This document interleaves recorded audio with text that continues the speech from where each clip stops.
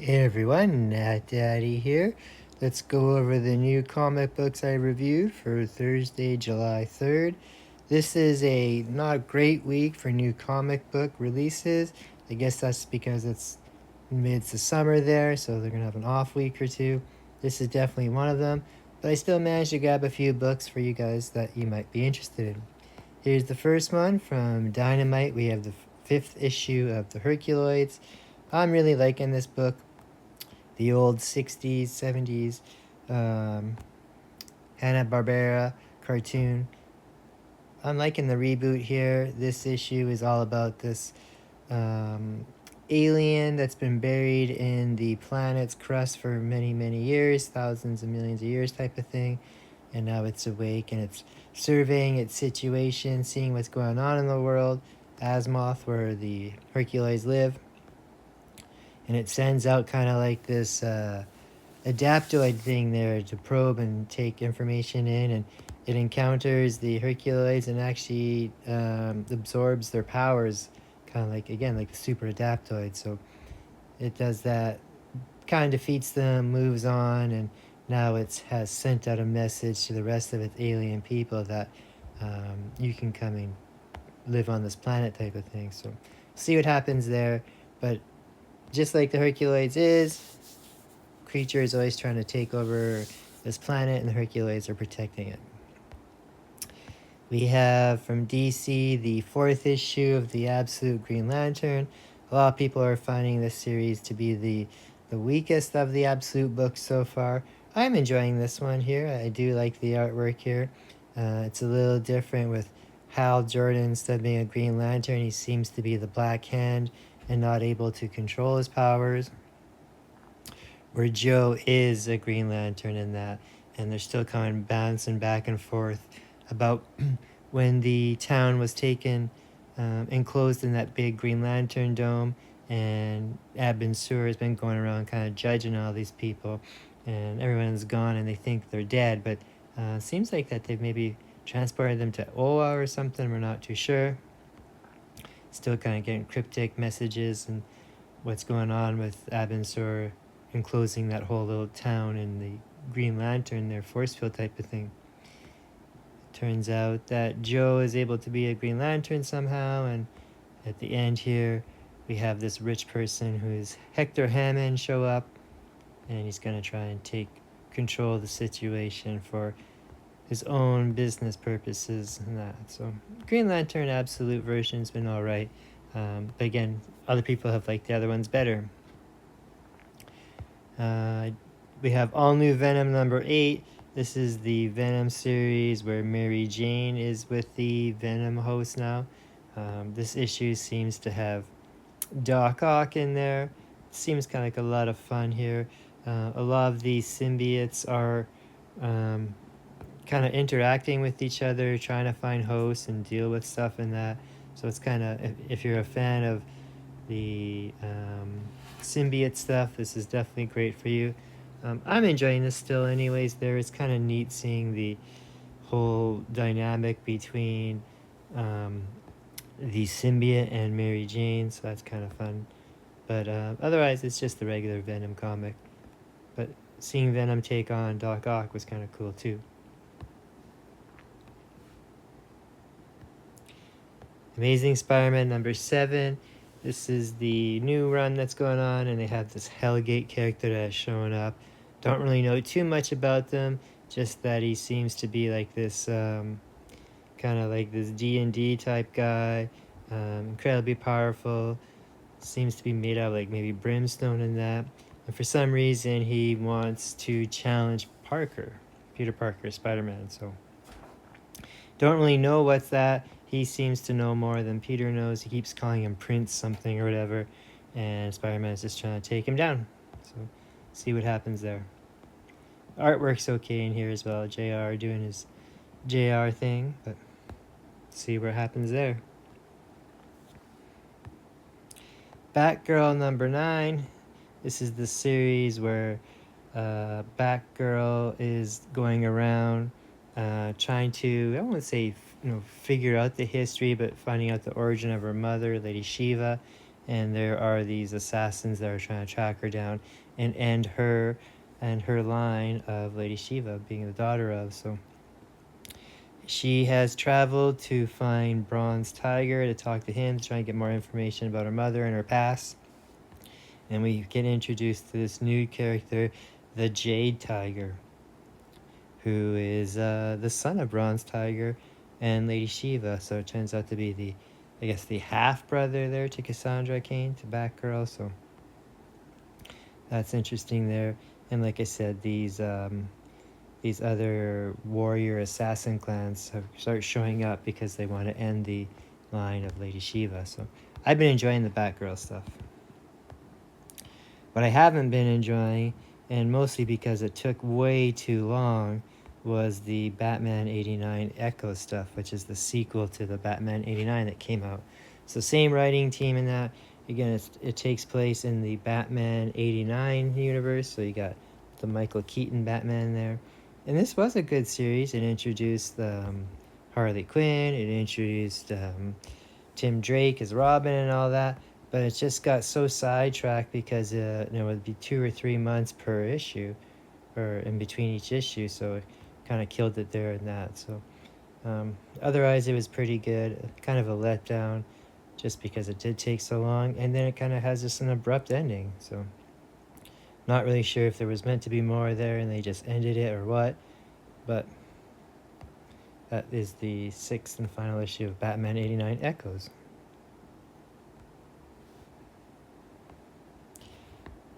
Bring on the Bad Guys, #1, the Green Goblin edition. Last week we looked at the Doctor Doom edition, and it introduced that new character, Sister Sorrow, who is working with Mephisto to gather souls to power up the Soul Forge so he can take control of all the souls in the world. This one here is a flashback of when Norman is first becoming a goblin and how he signs a deal, a pact with Mephisto, I guess to get these powers on that. So it shows him going down and collecting his first kill and the soul of this character, who is an employee in Osborn's company, to again to start powering up this Soul Forge. And then the backup story is the first part of this character, the origin story of this character, Sister Sorrow, who I like so far. She seems kind of cool. So next issue next week will be the Abomination one, and that Green Goblin one, and the other B cover for the Amazing Spider-Man, both done by Lee Bermero, making my picks of the week cover-wise. We have a new volume of Captain America starting out here. Chip Zdarsky doing the writing here. I thought this is okay. I thought there was going to be more happening in here, but so far it's basically just another retelling of Captain America that we've seen a billion times, and they slowly weave this other character in here. I think his name is Michael Colton, or David Colton. Seems like he's in a character kind of like Steve Rogers was, weak and unpowerful youth who wanted to join the army, even though he wasn't able physically, and just gets by on his willpower and guts. And somehow maybe he gets in the super soldier program too in the early days as well. We find maybe, we're not too sure there. Still kind of finding that out here, but I think he probably ends up being kind of like an evil super soldier, so we'll see what happens there.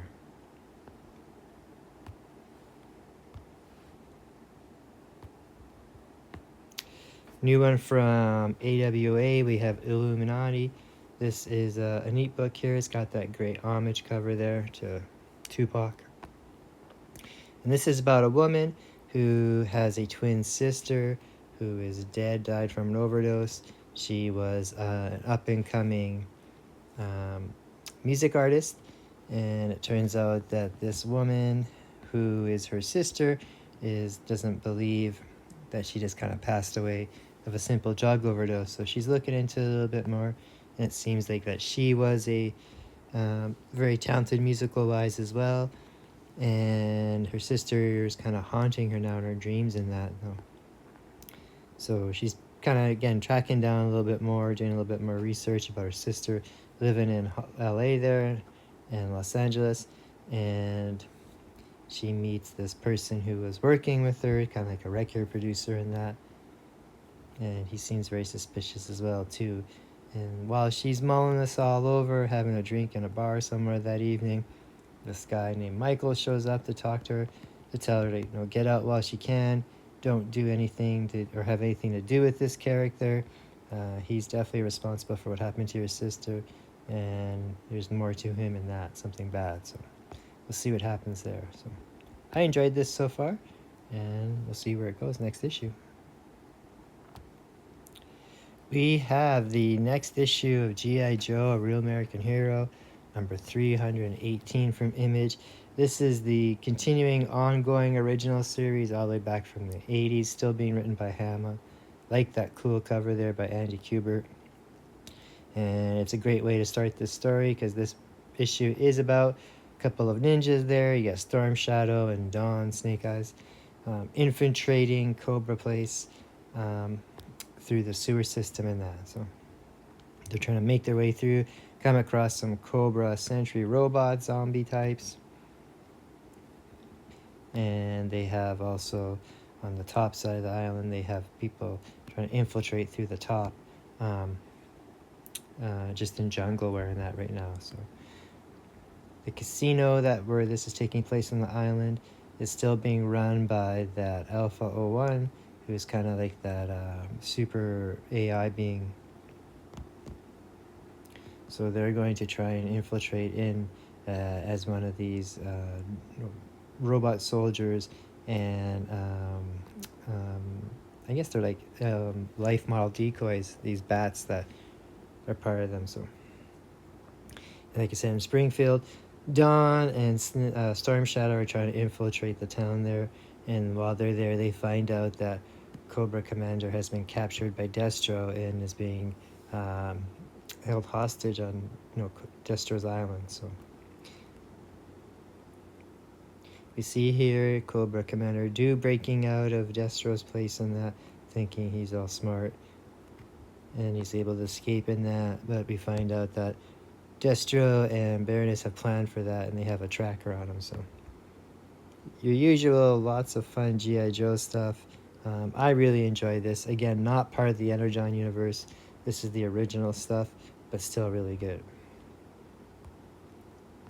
From Image, we have the first issue of this new series called Guyana Naked Aggression. I really like the artwork in here.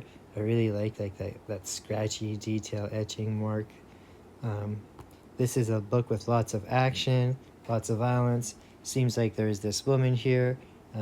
She's going around right now looks like she's an assassin, a hitman of some point, and she's trying to kill someone, and it ends up it's this kid's father, and he doesn't want to kill the kid. So she takes the kid with him, and we find out through talking with the kid a little bit that this woman was just a regular lady at one point, but has had some bad times happen to her. Her husband was killed doing some security, and now she's kind of out on revenge all the time doing these kills. So kind of a neat story so far. Not super original by any means in that, at least so far, but I really like this artwork here and the action. So pretty good book so far. A little bit of cheesecake stuff in there, but super lots of fun, kind of John Wick type of action. The second issue of Justice League versus Kong and Godzilla. I really loved the first series of this. I didn't particularly care too much for the first issue of the second series, and yeah, I didn't really like the third issue, or this one as well. I thought it started off pretty cool in that, but now it's kind of watered down and just kind of lost its story. To me, it seems like you got Killer Croc, who's been kind of kaiju sized up from Lex Luthor and that to fight Godzilla and stuff on this island, and they do that with the rest of the Justice League there as well, trying to defuse the situation. And then we have A group of baddies show up there as well too, trying to take them out as well. So um, again, it's all right. Lots of action, some pretty fun artwork in that. I'm sure a lot of people would like it in that. I'm just not liking it nearly as much as I did the first series around. So.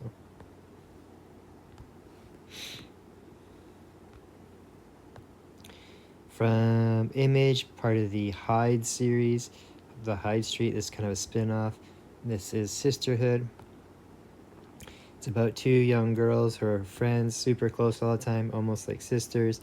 They end up growing up together. They're united through a tragedy as well too. One of their mothers was killed in a drunk accident, and they were in it as well. These girls grow up together, end up going off to college, and during the first little bit of the college, they kind of start growing their own ways. You know, one's popular in that, and one's smart. So they're kind of doing their own things a little bit. The popular girl there is pledging a fraternity, a sister sorority, I should say. And while she's there doing all their bullying, sorority type initiation stuff, she actually drowns in a pool. The sorority kind of covers it up a little bit. It makes it look like it was the girl herself and not just them doing all the partying and that. So kind of blame it all on her, make her the scapegoat. And this girl, who is her friend, kind of loses it in that and starts withdrawing, going deeper and deeper into her depression, losing faith in all her classes in that. And then she ends up walking around one day just in a, walking around depressed and that, and comes across a fortune teller. And the fortune teller tells her, no, she's sad because she lost a sister and everything, and this will help her get her back in that. So she does this kind of, I guess, little curse or something on her, and now this girl is back, but she seems to be back like entrapped in water, in a water world behind the mirror type of thing. So we'll see what happens there too, but really neat so far. I love all the Hyde stuff and that. Very creepy, very kind of Tales from the Crypt, Tales from the Dark Side stories, and I really want to see what happens more here. So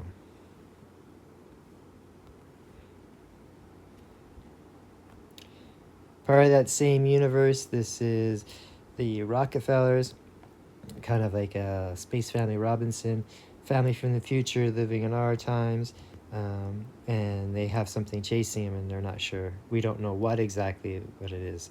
We find out a little bit more here. It seems like that maybe whatever is chasing him down in that is something to do with their father's experiments and work in the future. So I've liked this a lot in the past. It's been kind of funny, kind of fun. Like I said, almost has like that Fantastic Four family feel to it. Just about this advanced kind of family living in modern times, trying to keep a, low profile. Great artwork, good characters as well too. Mother, father, son, daughter, and grandpa. Just enough mystery to keep you want to come back for more about what's going on. So that is the Rockefellers. New issue of Ultimate Wolverine. The last issue in that it wasn't too bad. Now we have Wolverine. He's kind of got his memories back. He's with Kitty and a few others, mutants and that kind of rebellions. He's feeling, of course, superbacks. He's killed many people under the control of that Illuminati type of group. And she just keeps telling him that it wasn't your fault. You were under control of these other people and that. So we see this Illuminati group there still trying to, reach out, get back at him, just keep their influence over all their little worlds and that. More interaction between Logan and Sabretooth. Yeah, it's an alright book so far. I find this one almost, I won't say super similar, but not a whole lot different than what's going on with a lot of Wolverine stuff. But it's alright. Lastly, from Mad Cave, we have issue 2 of Whatever Happened to the Crimson Justice. This is kind of like a Dark Knight Returns story. We have this one fella, I believe his name is John. He's an older guy trying to keep a low profile to himself. He has a coffee shop, breakfast place, and it turns out that he is probably this former vigilante that's retired now called the Crimson Justice. We find out lately that this super villain, I forget his name here, Dr. Madness or something like that, is back after being dead for many, many years. We don't even know if it's him for sure or not. And now he's gone back and he's terrorizing people and that, and also tracking down some of these other former supervillains as well too, that are either trying to hide, giving up their former life or whatever. So starts bombing them as well too. This guy, like I said, he runs a coffee shop there. There's a woman who's been coming in there. She's kind of like the girlfriend of a local gangster in that, and they see that she's taking a hit from her once in a while in that, and this guy steps in to talk about it, and they both get the shit kicked out of them by the bodyguards for interfering in the boss's business there. So,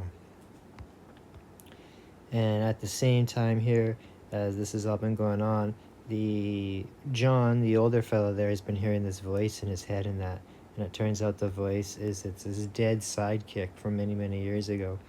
I'm sure he's not real. Maybe he is, maybe he's not. I think it's just in his head, ready, and he's convincing him to come out of retirement, even though you're an old, broken down man, and do more justice to the world. So, see what happens there.